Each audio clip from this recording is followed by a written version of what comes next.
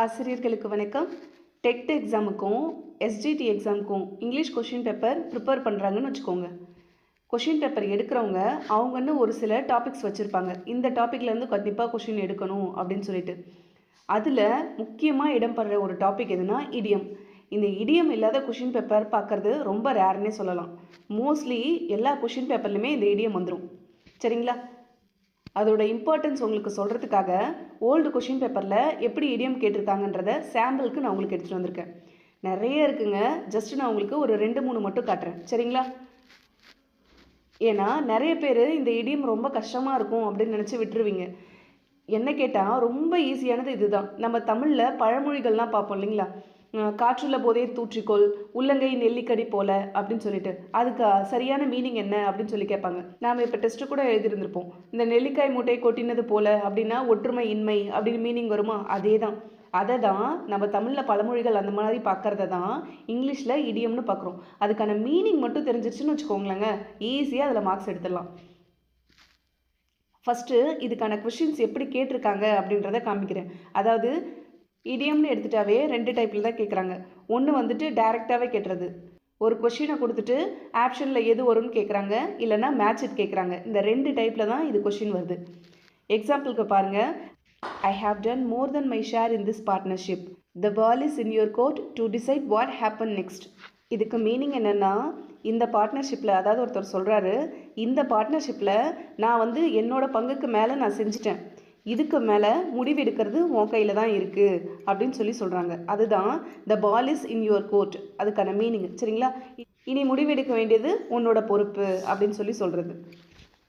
அதாவது இப்போ நம்ம டென்னிஸ் விளையாடுறோன்னு வச்சுக்கோங்க. பாலை நம்ம அடித்து விட்டுட்டோம்னா நமக்கு ஆப்போனண்ட்டில் இருக்கவங்க மறுபடியும் அடிக்கணுமா? அதே தான். அப்போ இதை எதுக்கு ஒப்புமையாக சொல்கிறாங்க? ஒரு விஷயம் நம்ம ஃபேமிலியிலே சொல்லுவோம்ல, நான் என்னோடய சைட்லேருந்து என்னென்ன செய்யணுமோ செஞ்சுட்டேன், இதுக்கு மேலே டிசிஷன் உன் கையில் இருக்குது அப்படின்னு சொல்லுவாங்கள்ல, அதுதான் இங்கே கொஷின். இப்போ இதுக்கு சரியான மீனிங் என்ன அப்படின்னு சொல்லி கேட்குறாங்க. அப்போ இதுக்கு ஆன்சர் என்னென்னா, turn to make a decision, option A. அதாவது the ball is in your court, அதுக்கு சரியான idiom turn to make a decision. இது உன்னோட டர்னு, அதாவது முடிவெடுக்கிறது உன் கையில் இருக்குது. இப்போ புரியுதுங்களா? இடியம்ஸை பொறுத்த வரைக்கும் அண்டர்ஸ்டாண்ட் பண்ணிக்கிட்டாவே ரொம்ப ஈஸியாக இருக்கும். நெக்ஸ்ட்டு இதுவுமே ஓல்டு கொஷின்லேருந்து தான் எடுத்திருக்கேன். இதுக்கு நான் கொஷின் ஆன்சர் ரெண்டுமே சொல்ல மாட்டேன். இந்த கிளாஸ் முடிச்சதுக்கப்புறம் நீங்களே ஆன்சர் பண்ணுவீங்க. சரிங்களா? இந்த கொஷினை மட்டும் நோட் பண்ணி வச்சுக்கோங்க. ஏன்னா இதெல்லாம் ஓல்டு கொஷின் பேப்பர் இல்லைங்களா? ஜஸ்ட் நோட் பண்ணி வச்சுக்கோங்க. கிளாஸ் முடியும் போது இதுக்கான ஆன்சர்லாம் உங்களுக்கு தெரியுதான்னு பாருங்கள். நெக்ஸ்ட்டு இந்த கொஷின் பாருங்கள். இதை மேட்ச் இட்டில் கேட்டிருக்காங்க. டேக் 5, 7th ஹெவன், இதெல்லாமே மேட்ச் இட்டில் கொடுத்துருக்காங்க. இதெல்லாம் ரொம்ப ஈஸியாக தான் இருக்கும். இதுவுமே ஓல்டு கொஷின் தான். ஆக்சுவலாக இந்த ஓல்டு கொஷின் பேப்பர் ஃபுல்லாக பார்த்ததில் என்ன புரிஞ்சுக்க முடிஞ்சுதுன்னா, 6th to 8th வரைக்கும் இருக்கிற ஐடியம்ஸ் எல்லாத்தையுமே மேட்ச் இட்டில் கொடுத்துருக்காங்க. மோஸ்ட்லி அப்படி தான் வந்திருக்கு. இந்த 9th 10th இருக்கிறத மட்டும்தான் நமக்கு சூஸ் த கரெக்ட் ஆன்சர் அந்த மெத்தடில் கொடுத்துருக்காங்க. சரிங்களா?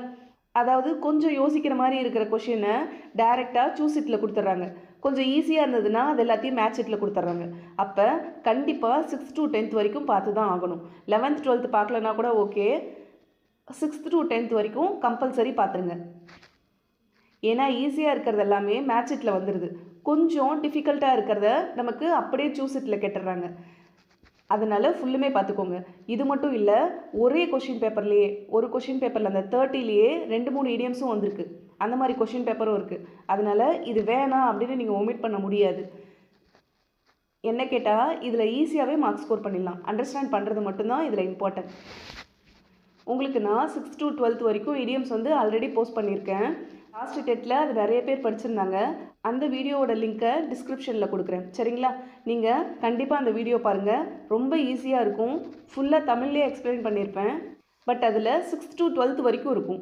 உங்களுக்கு வேணாம், நம்ம 12th வரைக்கும் படிக்க வேணாம், என்னால் படிக்க முடியல, ஒரு சிலர் இங்கிலீஷில் கொஞ்சம் கஷ்டப்படுவீங்க இல்லைங்களா? அவங்களுக்காக சொல்கிறேன். மற்றவங்க என்னால் மேம் எனக்கு ஈஸி தான், நான் 12th வரைக்குமே படிச்சிடுறேன் அப்படின்னு நினைக்கிறவங்க ஃபுல்லாக பாருங்கள்.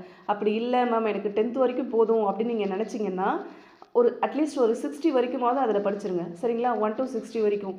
என்ன மேம் 60யா அப்படின்னு கேட்காதீங்க. ரொம்ப ஈஸியாக தான் இருக்கும். நீங்கள் அதை ஒரு முறை பார்த்தாவே உங்களுக்கு தெரியும். சரிங்களா? ஆனால் கண்டிப்பாக படிங்க. ரொம்ப இம்பார்ட்டன்ட். மறக்காமல் வீடியோவுக்கு ஒரு லைக் கொடுத்துட்டு ஹைப் கொடுங்க. இடியம்ஸ்க்கான வீடியோ டிஸ்கிரிப்ஷனில் இருக்குது. மறக்காமல் போய் பாருங்கள். நாளைக்கு மார்னிங் 5 o'clock டெஸ்ட் இருக்குது. ப்ரிப்பேர் பண்ணிட்டு வந்துடுங்க. சரிங்களா? நல்லதே செய்வோம், நல்லதே நடக்கும். நன்றி.